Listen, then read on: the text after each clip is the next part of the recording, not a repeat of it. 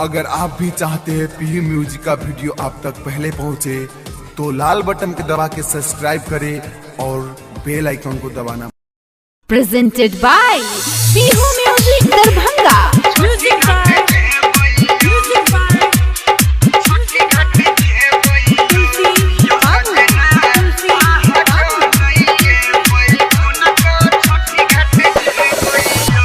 यो सजना आहा जो नइए बई कोना का छठी घाट जेबइयो। यो सजना आहा जो नइए बई कोना का छठी घाट जेबइयो। छठी घाट जेबइयो कोना का छठी घाट जेबइयो। अकेले सूरज गोसाइया का कोना कहू अरग देखेबइयो। यो सजना आहा जो नइए बई कोना का छठी घाट जेबइयो। म्यूजिक बाय यो सजना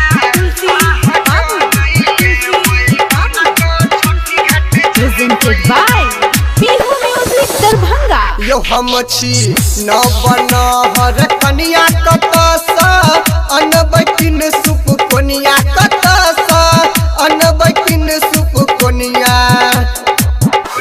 यो हम छी न बनहर कनिया कतसा अनबकिन सुप कोनिया कतसा अनबकिन सुप कोनिया। तो छठी मैया पियर पियर पियरी कोना का हम सिएबइयो। यो सजना आहा जो नइए बई कोना का छठी घाट जेबइयो। म्यूजिक बाय यो सजना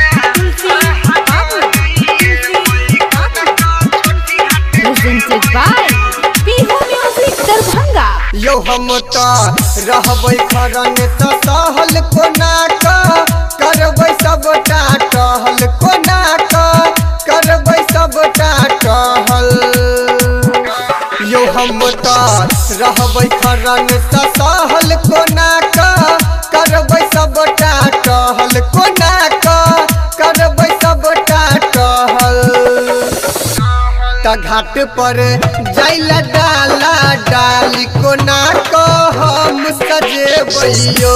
यो सजना आहा जो नइए बई कोना को छठी घाट जेबइयो।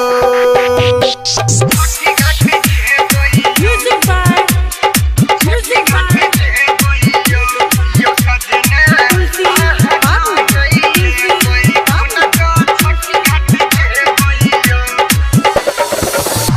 यो ये लई सबके सजना गाम यो यहाँ भेलो केहन बेईमान। यो सूरज भेलो केहन बेईमान।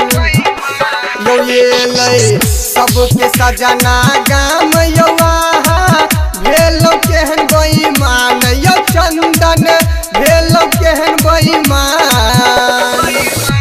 तो बउआ किशन के बटिया के कहू कते का जय रहे बइयो। यो सजना आहा जो नइए बई कोना का छठी घाट जेबइयो।